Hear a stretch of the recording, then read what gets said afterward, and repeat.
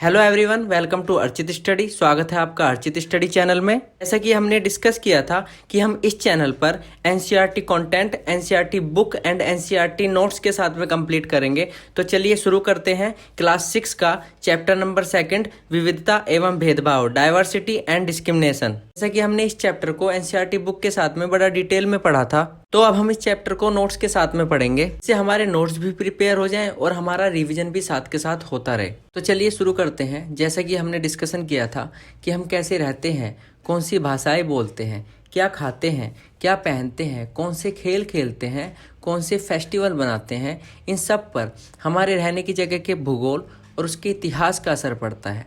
संसार में 8 मुख्य धर्म हैं: हिंदू, जैन, यहूदी, पारसी, बौद्ध धर्म, ईसाई, इस्लाम और सिख। भारत में इन 8 धर्मों के मानने वाले रहते हैं। यहाँ 1600 से ज़्यादा भाषाएं बोली जाती हैं जो लोगों की मातृभाषाएं हैं।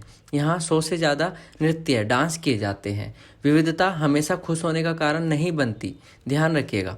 पूर्वाग्रह, प्रेजुडिस, जब हम किसी के बारे में पहले से कोई राय बना लेते हैं और उसे अपने दिमाग में बैठा लेते हैं तो वह पूर्वाग्रह का रूप ले लेती है। ज़्यादातर यह राय नकारात्मक, नेगेटिव होती है। लोगों को आलसी, चालाक या कंजूस मानना भी पूर्वाग्रह है। ऐसा ही हम भाषा के रूप में पूर्वाग्रह बनाते हैं। जैसे हम सोचते हैं कि अंग्रेजी सबसे अच्छी भाषा है और दूसरी भाषा इंपोर्टेंस नहीं रखती, तो हम अन्य भाषाओं को बहुत नेगेटिव रूप से देखेंगे। लड़के और लड़की में भेदभाव के हमने डिस्कशन किया था। समाज में लड़के और लड़कियों में कई तरह से भेदभाव किया जाता है। हम सभी इस भेदभाव से परिचित हैं। हम लगातार यह सुनते रहते हैं कि लड़के ऐसे होते हैं, लड़कियां ऐसी होती हैं। समाज की इन मान्यताओं को हम बिना सोचे समझे मान लेते हैं। हम विश्वास कर लेते हैं कि हमारा व्यवहार इनके अनुसार ही होना चाहिए। हम सभी लड़कों और लड़कियों को उसी छवि के रूप में देखना चाहते हैं। रूढ़िबद्ध धारणा, स्टीरियोटाइप की हमने बात की थी। जब हम सभी लोगों को एक ही छवि में बांध देते हैं या उनके बारे में पक्की धारणा बना लेते हैं तो उसे रूढ़िबद्ध धारणा कहते हैं। रूढ़िबद्ध धारणा हमें प्रत्येक इंसान को एक अनोखे और अलग व्यक्ति की तरह देखने से रोक देती है। हम नहीं देख पाते कि उस व्यक्ति के अपने कुछ खास गुण और क्षमताएं होती हैं जो उसे दूसरे से अलग बनाती हैं। रूढ़िबद्ध धारणा के हमने कुछ एग्जाम्पल्स डिस्कशन किए थे। जैसे माना जाता था कि हवाई जहाज उड़ाने का काम लड़कियां नहीं कर सकती, लेकिन आज देखिए, आज लड़कियों ने कर दिखाया है। मुसलमानों के बारे में भी एक रूढ़िबद्ध धारणा थी कि लड़कियों को पढ़ाने में वो रुचि नहीं लेते, परंतु मुसलमानों की गरीबी इसका एक महत्वपूर्ण फैक्टर थी। यह गरीबी ही थी जिसकी वजह से वो लड़कियों को स्कूल नहीं भेज पाते थे या फिर स्कूल से जल्दी निकाल लिया करते थे। फिर एक एग्जाम्पल दिया गया कि केरल में स्कूल घर के पास है और वहाँ पे सरकारी बस की सुविधा भी बहुत अच्छी है, तो बहुत सारे गरीब परिवार के बच्चों को स्कूल जाने में काफ़ी हेल्प मिली, जिनमें मुसलमान लड़कियाँ भी शामिल थी।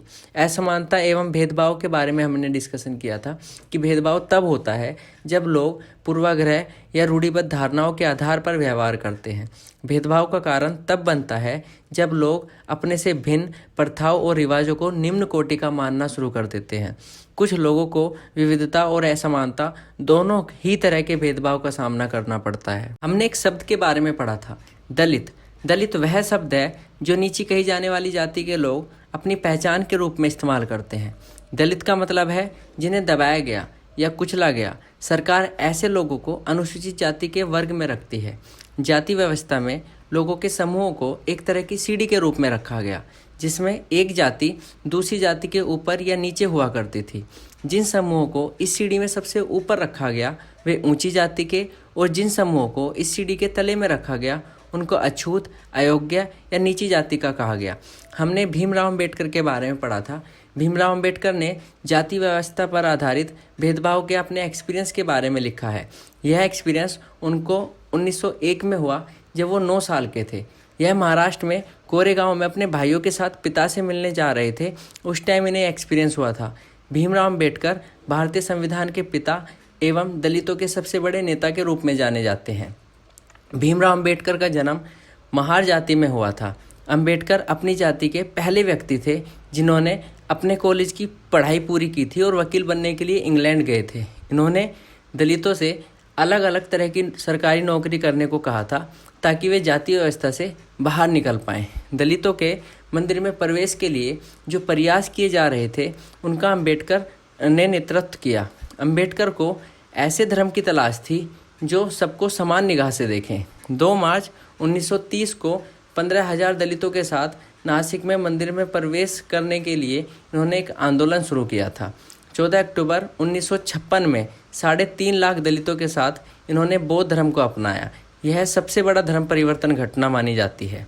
समानता के लिए संघर्ष की हमने बात की थी कि दलितों, औरतों, जनजातीय लोगों और किसानों ने अपने जीवन में जिस गैर बराबरी का अनुभव किया उसके खिलाफ उन्होंने लड़ाई लड़ी। दलितों ने संगठित होकर मंदिर में प्रवेश पाने के लिए संघर्ष किया। महिलाओं ने मांग की कि जैसे पुरुषों के पास शिक्षा का अधिकार है वैसा उन्हें भी अधिकार मिले। किसानों ने ऊंची ब्याज की दर से छुटकारा दिलाने के लिए संघर्ष किया। और आज हमारा देश भारत एक धर्मनिरपेक्ष देश है। तो यहाँ हमारा चैप्टर होता है एंड।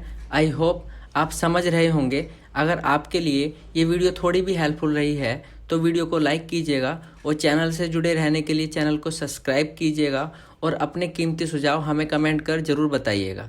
तो मिलते हैं नेक्स्ट वीडियो में एक न्यू चैप्टर के साथ। तब तक के लिए thank you so much for watching.